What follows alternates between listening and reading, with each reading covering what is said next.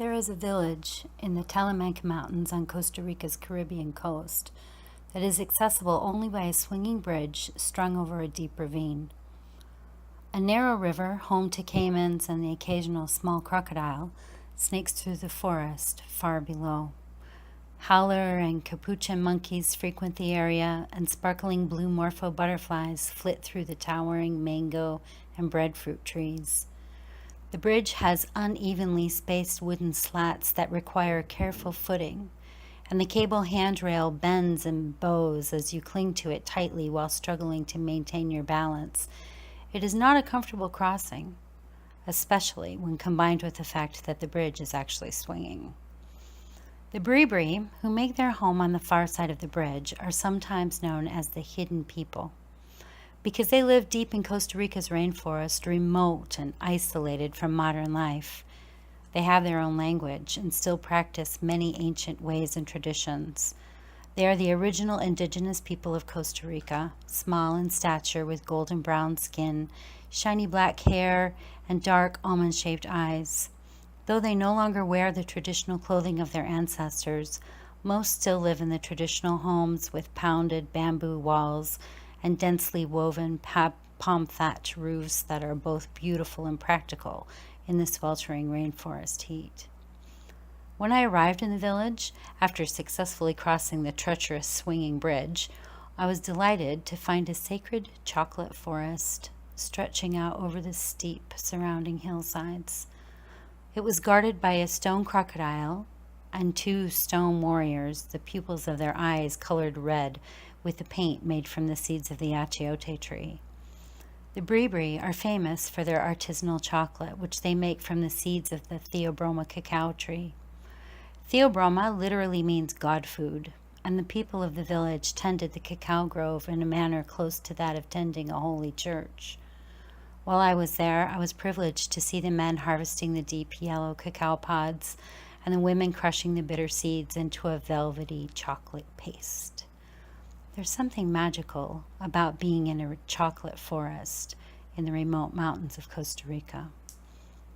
It's a sacred place where trees drip with tangled Spanish moss and a thick dew waters the earth early each morning.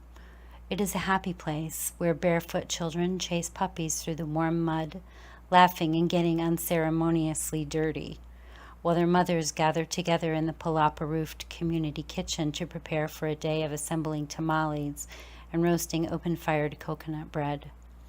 It's a place where humans and nature meet in a dance that celebrates the rhythm of life and is toasted with a cup of steaming hot chocolate that is passed from one generation to the next. Tradition is preserved, families are fed, the day is filled with sweet and simple joys.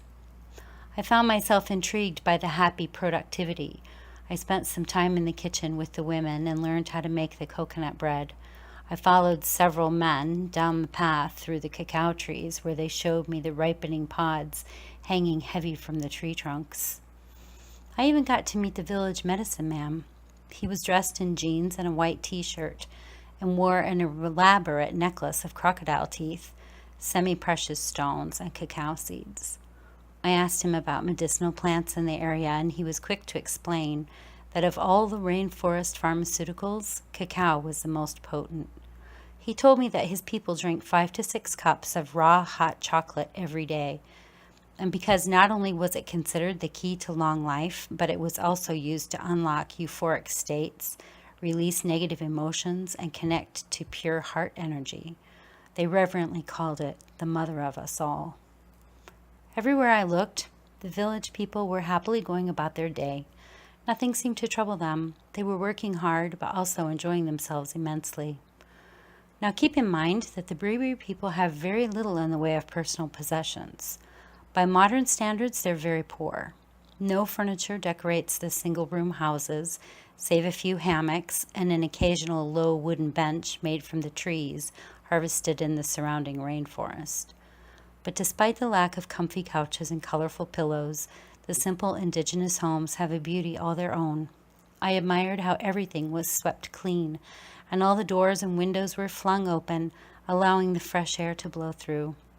There seemed to be very little, if any, private spaces, and the ebb and flow of human activity spilled easily from one building to the next. It was an existence so very different from mine, and I'm sure very different from yours, too. I stayed until sometime in the middle of the afternoon, enjoying the energy of the place and its happy people.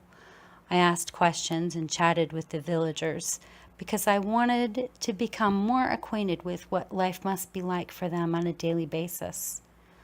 Surely there must be more to life in the village than what I could see, but where I looked for secrets, I found none.